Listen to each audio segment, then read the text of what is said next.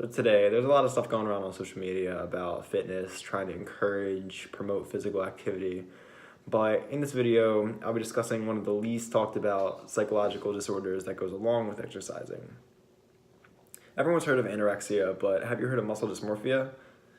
I'll get to the disorder in a minute, but first let me talk about fitness in general. Is working out really good for you?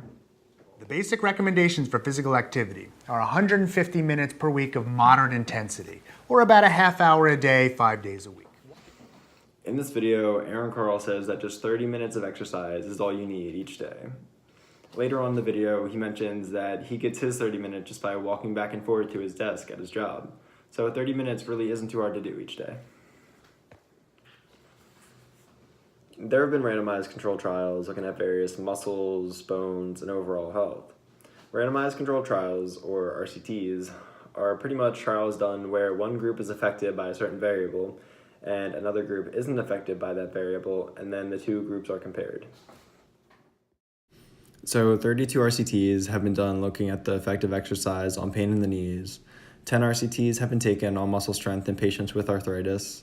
Exercise can reduce cardiac mortality by 31% in middle-aged men who have had previous heart attacks. 14 have shown physiologic benefits in patients with heart failure.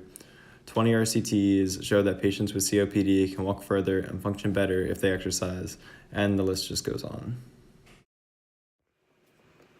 So I never really questioned, is exercise helpful for the body physically? Because looking at the RCTs, there's a lot of stuff that does help you with. But can working out be harmful mentally? Matters further, a lot of individuals with muscle dysmorphia don't have great insight into their condition. In the same way that someone with anorexia can look me in the eye and convincingly tell me that they're obese despite being clearly and dangerously thin, a person with muscle dysmorphia can look me in the eye, tell me they're scrawny despite being objectively very muscular. So muscle dysmorphia, also known as bigorexia, is pretty much the reverse form of anorexia. But instead of people being worried about being too big or needing to lose weight, they're worried that they're not big enough. People with this disorder can convince themselves that they're small despite being very large or muscular. Now, patients with muscle dysmorphia take the whole 30 minutes of exercise per day to a whole new level, because each day they're in there for hours at a time trying to put on weight and mass.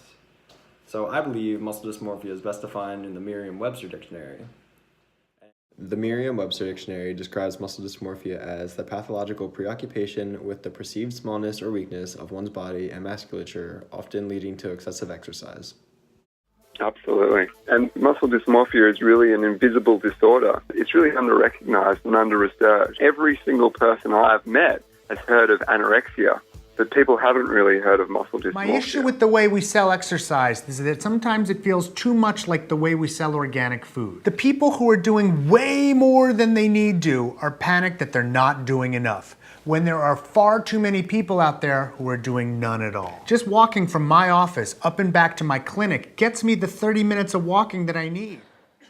So why? Why now? Why is muscle dysmorphia and anabolic steroids only on our radar now? Well, boys, just like girls, are influenced by the bodies they are exposed to. Behind me, you see action figurines of Luke Skywalker and Han Solo from the original release of the Star Wars trilogy. And on the right, you see the re-release. Scott Griffiths, who works for the NHMRC, argues that, and I quote, "We create the environment where eating disorders can flourish." So he believes that the changes in social media and the technology that we're exposed to creates the eating disorders that exist today.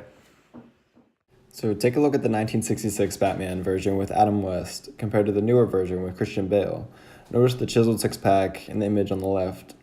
This is the look that social media now expects from superheroes, which is why young men expect themselves to look like the people that they idolize.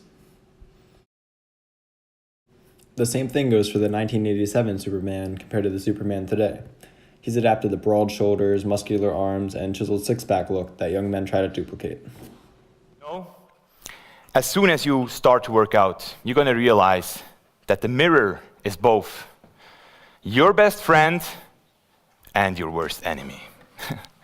Looking in it will always reveal something new you want to work on. And this kind of self-criticism is necessary if you really want to improve. People with muscle dysmorphia often compare themselves to bodybuilders that are bigger and more toned than they are. When they look in the mirror and see they're not exactly what they want to be, they get discouraged, and their main focus is to gain mass. This is why many people with the disorder resort to steroids. They try to live up to the impossible standards set by social media and other steroid users that they're discouraged every time. The only way to get rid of this disorder is if everyone starts comparing themselves to the person in the mirror instead of other people. My number one competition is me. It's always you versus you. No coach, no trainer, no mentor, no boss can do it. You versus you.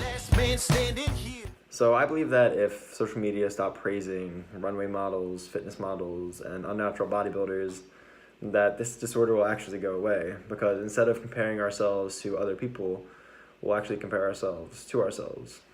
Thanks for watching, guys.